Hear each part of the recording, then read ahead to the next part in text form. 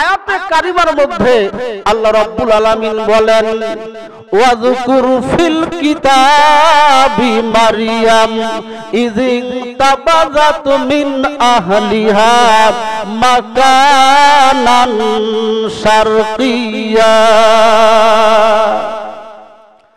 আল্লাহ রাব্বুল আলামিন বলেন, হে আমার হাবিব, আপনি এই পবিত্র এই কোরআনের মধ্যে হযরত মরিয়মের ঘটনা আপনি বর্ণনা করুন। জোরে কোন সুবহানাল্লাহ। আল্লাহ রাব্বুল আলামিন এই সূরাটার নাম রাখছেন মরিয়ম, কারণ হলো তাসমিয়াতুল কুলবি ইসমিল জুস। যেহেতু এই সূরার মধ্যে আল্লাহর বান্দি মরিয়মের কথা আল্লাহ আলোকপাত করেছেন, বিধায় এই সূরাটার নামকরণ করা হয়েছে সূরায়ে মারইয়াম। আচ্ছা বলুন তো, মরিয়ম কোন নারী মানুষের নাম না পুরুষ মানুষের নাম? নারী মানুষ। এমন একজন পুণ্যবতী একজন নারী এই পবিত্র কোরআনুল কারীমের মধ্যে আল্লাহ রাব্বুল আলামিন তার নাম 30 জায়গায় উচ্চারণ দিয়েছেন। জোরে কোন সুবহানাল্লাহ। কয় জায়গায়? 30 জায়গায়। মরিয়মকে, মরিয়মের বাবার নাম ছিল ইমরান। নাম কি কথা বলেন? ইমরান। মায়ের নাম হলো হান্না। হযরতে ইমরান ছিলেন বাইতুল মুকাদ্দাস মসজিদের ইমাম। জোরে কোন সুবহানাল্লাহ। আপনাদের এই নতুন পাড়া মসজিদের ইমাম আছেন না? আমার সারে তাজ, আমার উস্তাদ, আলহামদুলিল্লাহ বলেন। উভয়জনের কোনো কিছুর অভাব ছিল না। উভয়জন আল্লাহর ইবাদত বন্দেগী করতেন। একটাই মাত্র অভাব ছিল, তাদের আল্লাহ কোনো একটা সন্তান দিচ্ছিলেন না। জোরে কোন সুবহানাল্লাহ। আচ্ছা বলুন তো, সন্তান দেওয়ার মালিক কে? আরো জোরে বলুন, সন্তান দেওয়ার মালিক কে? না কোনো খাজা বাবা, কোনো দয়াল বাবা, কোনো কেবলা কাবা? অত্যন্ত পরিতাপের বিষয়। আজকে দেখা যায় যে সমস্ত নারীদের সন্তান হয় না, বিভিন্ন মানুষের দোকায় পড়ে গয়, কত মেডিকেলে চিকিৎসা করলা, কত ডাক্তার দেখাইলা, কাম হবে না, অমুক মাজারে চলে যাও, মাজারের বাবার কাছে গিয়ে দোয়া করো, বাবা তোমার একটা সন্তান দিবে। জোরে কোন নাউজুবিল্লাহ। আর জোরে বলুন নাউজুবিল্লাহ। অত্যন্ত দুঃখের বিষয়, আজকে বর্তমান যুগের নারীরা আল্লাহর কাছে দোয়া করে না। গভীর রজনীতে তাহাজ্জুদের সময় উঠে আল্লাহর কাছে কোনো সময় দোয়া করার টাইম নাই, কিন্তু বিভিন্ন মাজারে গিয়ে বাবার কাছে চায়, যা কয় দে রে বাবা দে, একটা সন্তান দে, কামাই খাইবার নাই কো দরকার, মাটি দিবার দে। বলুন নাউজুবিল্লাহ। বলবেন হুজুর বানায়া কোন? না, অসম্ভব। আমি নাটোর জেলায় ধরাইল মাদ্রাসায় গিয়েছিলাম একটা প্রোগ্রামে। সকালবেলা আসতেছি, একটা ভ্যানে অটো রিক্সায় চড়ছি, শহরে আসবো। একটা যুবতী, একটা মহিলা, তার মুখে, তার গায়ে কোনো বোরকা নাই, মোটা কোনো কাপড়ও নাই, কিন্তু সিএনজি যে চালক, ওই বেটার মাথার মধ্যে টুপি আছে। জোরে কোন সুবহানাল্লাহ। যুবক মানুষ, সুন্দর দাড়ি রাখছে। ডাক কয় চাচি কোথায় যাবেন? কয় কে গাদা জানিস না, আজকে যে দেবীগঞ্জ মাজারে আসছে ওরস, ওখানে যাবেন কে চাচি? কয় ওখানে যা, বাবার কাছে কিছু চামু। জোরে কোন নাউজুবিল্লাহ। মানে মান্নত করব, কিছু দিব।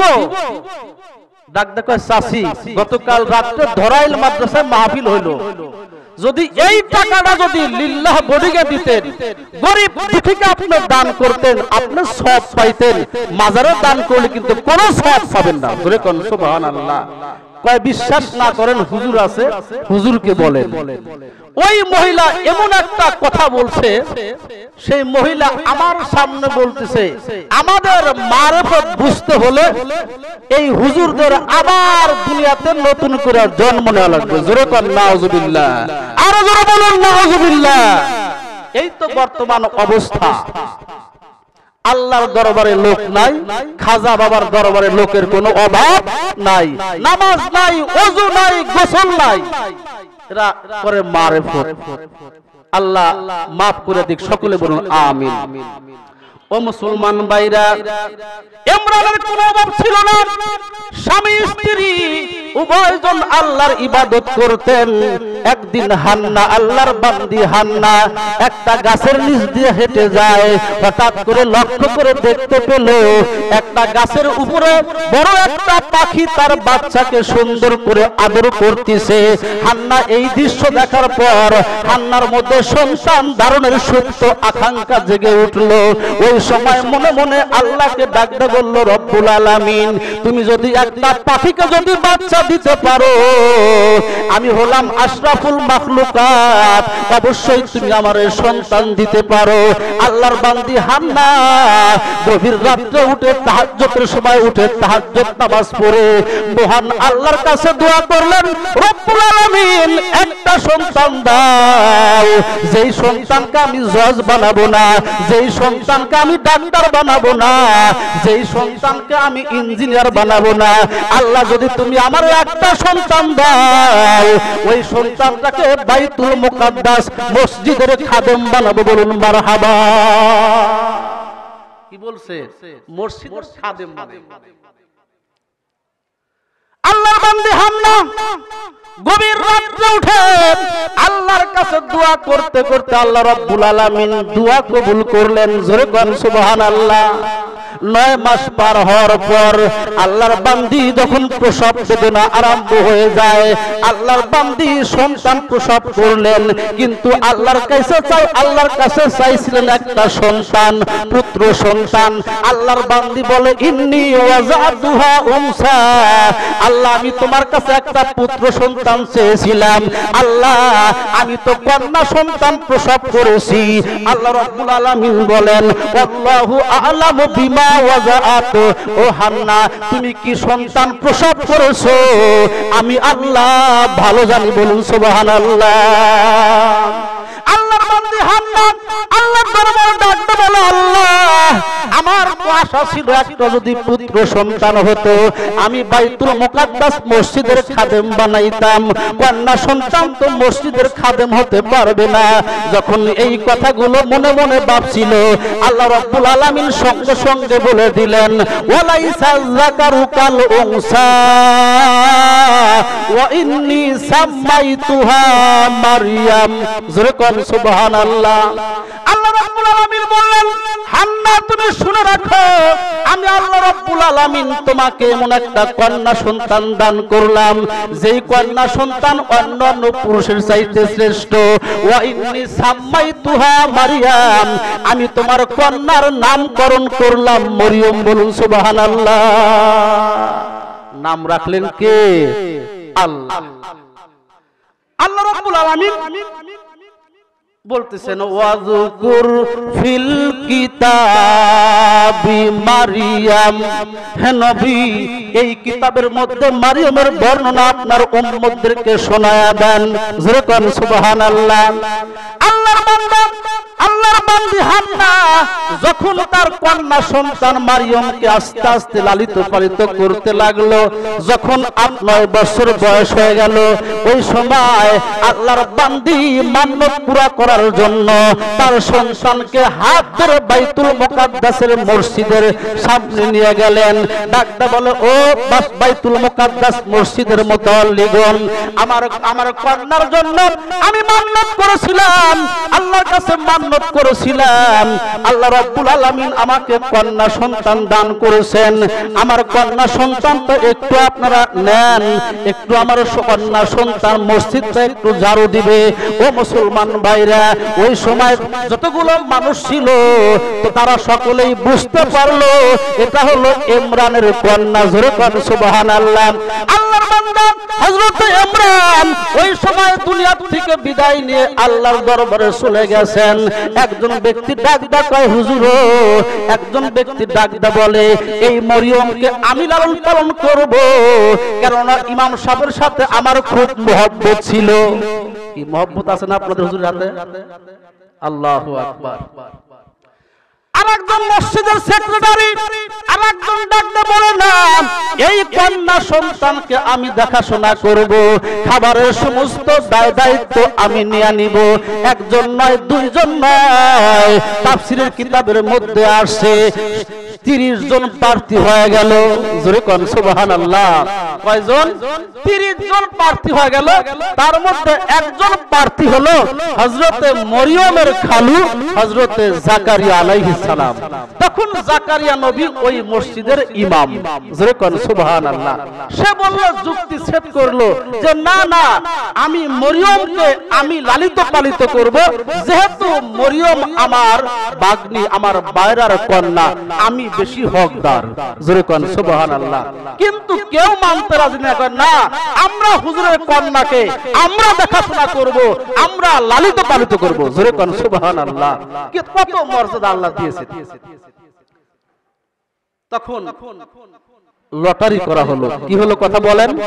লটারি। বর্তমান যে লটারি, কিন্তু এই লটারি না। বর্তমান তো কয় যদি লাইগা যায় বন্ধু, যদি লাইগা যায় 30 লক্ষ টাকা। বলুন নাউজুবিল্লাহ। এই লটারিটা সম্পূর্ণ জুয়া। কথা বলেন কি? আরো জোরে বলুন কি? নামটা শুধু পাল্টাইছে। বিসমিল্লাহির রহমানির রহিম। ইন্নামাল খামরু ওয়াল মাইসিরু ওয়াল আজলামু রিজজুম মিন আমালিশ শাইতান ফাজতানিবুহু লাআল্লাকুম তুফলিহুন। সমস্ত জুয়া লটারি করা হলো। ও মুসলমান ভাইরা, সব ক্ষেত্রে কিন্তু লটারি করা জায়েজ নাই। এখন আপনি বিবাহ করছেন দুইটা, কয়টা? দুইটা। আবার বাড়ি যা কোয়েন না, ভাবি কোয়েন না, চাচিক যা কোয়েন না যে হুজুর বলে দিয়েছে দুইটা বিয়ে করা লাগবে, উল্টা বুঝেন না। যদি কোন ব্যক্তি দুইটা বিবাহ করছে, এখন ভিন্ন জগতে যাবে, চট্টগ্রাম যাবে, সফরে বের হবে, বড় স্ত্রী কয় আমি এই বাড়িতে আগে আগমন করেছি, আমি তোমার সাথে যাব। ছোট স্ত্রী কয় না, তাকে নেওয়া যাবে না, সে তার বয়স বেশি হয়ে গেছে, আমি যুবতী, শহরে ঘুরতে হলে একটু চালাক চতুর হতে হয়, অর্থাৎ আমি আপনার আদরের ছোট স্ত্রী, আপনাকে সঙ্গে নেন। লাগাইছে দুইজন, কি করা বলেন? ইখতিলাফ শুরু হয়ে গেছে। কি করবেন? কয় দাঁড়া, লটারি দেই, যার নাম উঠবে তাকে নিয়ে আপনি চলে যাবেন, কোনো দ্বন্দ্ব থাকবে না। জোরে কোন সুবহানাল্লাহ। এবার মরিয়ম কে নিবে? লটারি করা হলো। কিভাবে? তাফসীরের মধ্যে আসছে, যেই কলম দিয়ে, সীসার কলম দিয়ে তারা তাওরাত কিতাব লিখত, সেই সীসার কলম প্রত্যেক ব্যক্তি একটা কলম উপস্থিত করলো, 30 জন ব্যক্তি, যে এই জর্দান নদীতে এই সীসার কলম নিক্ষেপ করা হবে, যার কলমটা পানির উপরে ভাসমান হয়ে উজান দিকে যাইতে থাকবে, সে আল্লাহর বান্দি মরিয়মকে পাবে। জোরে কোন সুবহানাল্লাহ। 30টা কলম একত্রিত করা হলো। 30টা কলম একসঙ্গে জর্দান নদীর মধ্যে নিক্ষেপ করার পর সমস্ত জনতা তাকায় আছে, দেখি কার নামে মরিয়ম কার ভাগে পড়ে যায়। সমস্ত জনগণ দাঁড়ায় আছে। যখন কলমগুলো নিক্ষেপ করলো, হঠাৎ করে দেখতে পেল 29টা কলম পানির ভিতরে ডুবে গেছে, কিন্তু হযরত জাকারিয়া নবীর কলমটা পানির উপরে ভেসে ভেসে উজান দিকে যাচ্ছে। বলুন সুবহানাল্লাহ। পায়া গেল কি? তার খালু জাকারিয়া কয় ঠিক আছে, নিয়ে গেলাম আমি। জোরে কোন সুবহানাল্লাহ। ছোট মেয়ে তো দিনের বেলা মসজিদে থাকে, ঝাড়ু দেয়, সন্ধ্যার সময় এশার নামাজ পড়ে আবার খালার কাছে নিয়ে যায়। জোরে কোন সুবহানাল্লাহ। দিনের বেলা একটা রুম করে দিছে, ওই রুমে মরিয়ম অবস্থান করে। একদিন আল্লাহর বান্দা জাকারিয়া আলাইহিস সালাতু ওয়াস সালাম তার রুমের মধ্যে ঢুকছে। ঢোকার পরে দেখে তার চতুর্দিক দিয়ে, রুমের চতুর সাইড দিয়ে, ডান সাইড দিয়ে, বাম সাইড দিয়ে, চতুর্দিক দিয়ে অমৌসুমী ফল। জোরে কোন সুবহানাল্লাহ। ক্বালা ইয়া মারইয়াম আন্না লাকা হাযা। খালু ডাকতে বলে মারিয়াম এখন তো কাঁঠালের সিজন নাই, এই কাঁঠাল ফল কোথায় থেকে আসলো? অমৌসুমী ফল তোমার সামনে দেখতে পাই, কি ব্যাপার আমি তো বুঝতে পারি না। মারিয়াম ডাকতে বলে খালু শোনেন, হুয়া ক্বালাত হুয়া মিন ইনদিল্লাহ ইন্নাল্লাহা ইয়ারযুকু মাইয়াশা বিগাইরি হিসাব। জোরে কোন আল্লাহু আকবার, আরো জোরে বলুন আল্লাহু আকবার। মরিয়ম ডাকতে বললেন খালু এগুলো আমার আল্লাহর পক্ষ থেকে আল্লাহ আমাকে দিয়েছেন। জোরে কোন সুবহানাল্লাহ।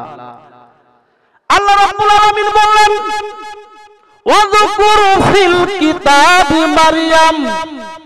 হে আমার হাবিব, এই পবিত্র কোরআনের মধ্যে হযরতে মরিয়মের ঘটনা আপনি বর্ণনা করুন। ইজিন তাবাযাত মিন আহলিহা মাকানান শারকিয়া। যখন সে তার পরিবারের লোক থেকে পৃথক হয়ে যখন পূর্ব দিকে গিয়েছিল। জোরে কোন সুবহানাল্লাহ। কোন দিকে? পূর্ব দিকে গিয়েছিল। কি জন্য গিয়েছিল? এটা তাফসীরের মধ্যে আসছে। তাফসীরে কুরতুবীর মধ্যে আল্লামা ইমাম কুরতুবী রাহমাতুল্লাহ আলাইহি বলেন যে মরিয়ম আল্লাহর বান্দি অভ্যাস অনুযায়ী অন্যান্য দিনের ন্যায় অভ্যাস অনুযায়ী মরিয়ম ইবাদত করার জন্য পূর্ব দিকে তার রুমের একটা কক্ষে প্রবেশ করেছিল। জোরে কোন সুবহানাল্লাহ। তাফসীরে মারিফুল কোরআনের মধ্যে আল্লামা শফি রাহমাতুল্লাহ আলাইহি লেখেন যে মরিয়মের মাত্র সবেমাত্র মিন্স হয়েছিল সে পবিত্রতা অর্জন করার জন্য আল্লাহর বান্দি হাম্মামখানায় গোসলখানায় ঢুকেছিল। জোরে কোন সুবহানাল্লাহ। তারপরে কি হয়? আল্লাহ রাব্বুল আলামিন বলেন ফাত্তাখাযাত মিন দুনিহিম হিজাবা। অতঃপর সে পর্দা করার জন্য তার পরিবারের লোক থেকে নিজেকে আড়াল করলো। ও মুসলমান ভাইরা জানতে চাই পর্দা করা সুন্নাত না মুস্তাহাব? জোরে বলেন পর্দা করা কি? আরো জোরে বলেন পর্দা কার হুকুম? আল্লাহর হুকুম। নারীদেরকে যেমন পর্দা করা ফরজ, আমাকে আপনার আল্লাহ এই পর্দার হুকুমের মধ্যে রাখছেন। জোরে কোন সুবহানাল্লাহ। সূরা নূরের মধ্যে আল্লাহ রাব্বুল আলামিন বলেন বিসমিল্লাহির রহমানির রহিম কুল লিল মুমিনিনা ইয়াগুদ্দু মিন আবসারিহিম ওয়া ইয়াহফাযু ফুরুজাহুম। হে নবী, আপনি আপনার উম্মতের পুরুষদেরকে বলে দেন যখন তাদের সামনে কোন পর নারীর সামনে পড়ে যায় ইয়াগুদ্দু মিন আবসারিহিম, তারা যেন তাদের চক্ষুকে নিম্নগামী করে। জোরে কোন সুবহানাল্লাহ। ওয়া ইয়াহফাযু ফুরুজাহুম, এবং তারা যেন তাদের সতীত্বকে রক্ষা করে। আল্লাহ রাব্বুল আলামিন আরেক আয়াতে বলেন কুল লিল মুমিনাতি ইয়াগুদুনা মিন আবসারিহিন্না ওয়া ইয়াহফাযনা ফুরুজাহুন্না। আল্লাহ বলেন হে আমার নবী, আপনার উম্মত নারীদেরকে বলে দেন, আপনার উম্মত নারীদেরকে বলে দেন তাদের সামনে যখন কোন পর নারী পড়ে যাবে, যখন কোন যুবক তার সামনে আসবে, তারা যেন নিজের চক্ষুকে নিম্নগামী করে। ওয়া ইয়াহফাযনা ফুরুজাহুম, এবং তারা যেন তাদের সতীত্বকে বজায় রাখে। কি সতীত্বকে বজায় রাখে? কিতাবুল কাবায়ের মধ্যে লেখেন আল্লাহর হাবিব মুহাম্মদুর রাসূলুল্লাহ সাল্লাল্লাহু আলাইহি ওয়াসাল্লামের একটা হাদিসের রেফারেন্স দিয়ে কিতাবুল কাবায়ের মধ্যে লিখছেন 4 প্রকারের নারী যারা জাহান্নামে যাবে তারা। কথা বলেন কয় প্রকার? আমি বলবো 4 প্রকারের নারী যারা, আপনারা বলবেন জাহান্নামে যাবে তারা। 4 প্রকারের নারী যারা, জোরে 4 প্রকারের নারী যারা। 1 নাম্বার আল্লাহর হাবিব বলেন ওই সমস্ত নারী জাহান্নামে যাবে যারা স্বামীর সাথে কর্কশ ভাষায় কথা বলে। কি আছে না? কে খুকনি এলাকায় নাই, কে আমাদের তামাই এলাকায় আছে, বেলকুচিতে আছে, খুকনি নাই। না না কইলি হবে না, বেশি আছে। আমি এক এলাকায় থাকছি, দীর্ঘদিন লেখাপড়া করেছি এলাকায়, কিন্তু বর্তমান পরিবেশ খুবই একটা জটিল কঠিন পরিবেশ।